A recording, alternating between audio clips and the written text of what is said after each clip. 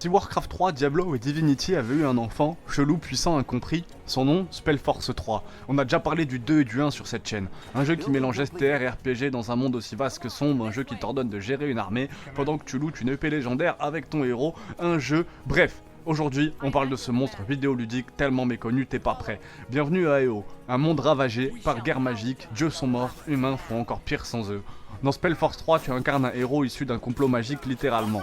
Tu as été créé en laboratoire pour une mission plus grande que toi. L'histoire est sombre, adulte, ponctuée de trahison, de dilemmes moraux et de factions aux motivations cradingues. Et attention ici, pas de manichéisme. Un mot trop compliqué pour moi. Tu crois être du côté des gentils? Regarde mieux, c'est le monde qui est pourri jusqu'à la moelle. Le gameplay hybride entre cerveau et réflexe, accroche-toi. C'est un jeu STR où tu dois gérer des bases, récolter des ressources, déployer des unités, défendre des positions, mais aussi un RPG profond, avec des arbres de talent, du loot, de l'équipement légendaire, du craft, des dialogues à choix multiples et une équipe de compagnons personnalisés bien trempés. Aussi fort que SLMC. Non, je rigole. C'est comme si tu passais de Age of Empire à Baldur's Gate en un clic. Et pourtant, ça fonctionne incroyablement bien. Tu vas enchaîner les grosses batailles de 80 unités, puis looter une dague magique dans un tombeau abandonné. Tout ça sans jamais changer de jeu. Je suis un peu malade. Sans jamais changer de jeu. Ce qui le rend vraiment unique, c'est que c'est pas un mixte. C'est un vrai concept à part entière. Les transitions STR-RPG, très fluides, t'as jamais l'impression de sortir d'un gameplay pour rentrer dans un autre. La gestion des escouades, pensée avec finesse, notamment pour les compétences de groupe.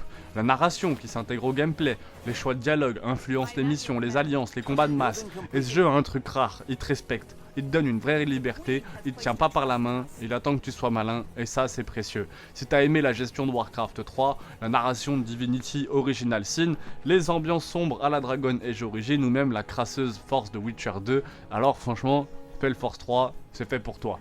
Développé par Grimlore Games, un studio allemand qui n'avait jamais bossé sur une licence aussi ambitieuse.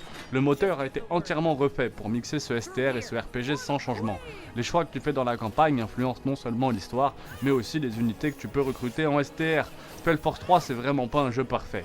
C'est un jeu brillant, audacieux, généreux, qui a pris des risques là où d'autres recyclaient leur formule. C'est l'exemple parfait d'un jeu que tout fan de STR RPG devrait faire au moins une fois dans sa vie. Et toi, t'es prêt à commander ton armée et le monde ou à l'enfoncer un peu plus dans le chaos? Honnêtement, j'ai pas eu l'occasion de le tester encore ce Spellforce 3. Je me base sur un test qui est tiré d'avis quand même, internet. Effectivement, j'ai pu faire le 1 que j'ai adoré, je trouve ça génial. J'ai beaucoup joué au 2 aussi.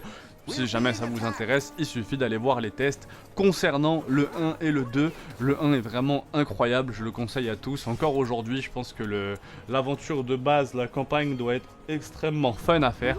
J'aimerais beaucoup la refaire, donc peut-être un narratif dessus. Je suis en train de sortir le plus gros narratif sur Kenshi.